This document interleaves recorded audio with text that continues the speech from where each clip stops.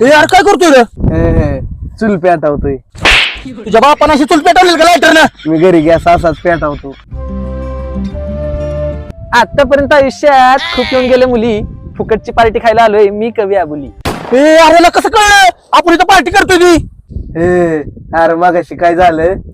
ओ कवी, तुम्ही मला ओ कवी म्हणून बोललाय, पण मला एक सांगा, ते पातेली घेऊन तुम्ही कुठे चाललाय? अहो रानात चाललोय, पोरांनी पार्टी केली, येता ये तुम्ही.